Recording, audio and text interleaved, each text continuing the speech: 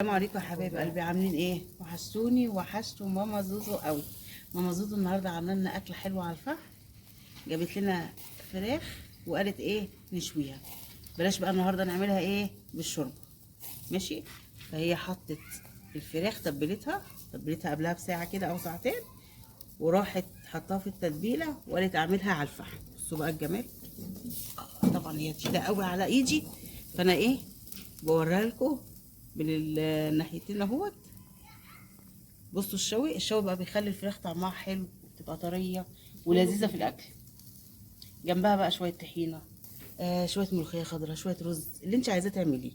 بصوا احنا طلعنا طبعا اهي ادي فرخه، والفرخه التانيه على الفحم.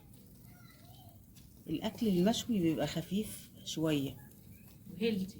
بصوا الجمال يا حبايب قلبي، اللهم صل على النبي. بصوا يا حبايب قلبي بقى، الفراخ استوت على الفحم، وبصوا بقت زي اللوز كده، لوز مقشر يا جماعه. بصوا الجمال، بصوا الجمال. انا هدوق معاكم. لا انا شابه. الله، ريحه الفحم والطعم الفحم عسل. بصوا الفراخ جميله ازاي. وعملنا شويه سلطه وشويه رز، اللهم صل على النبي يا ماما زوزو، وطحينه وملوخيه خضراء. ايه الجمال ده يا ماما زوزو، اللهم صل على النبي. عايزاكم تصلوا على النبي يا حبايب قلبي، وعايزاكم تشتركوا في القناه وتفعلوا الجرس عشان يوصلكم كل جديد من ماما زوزو.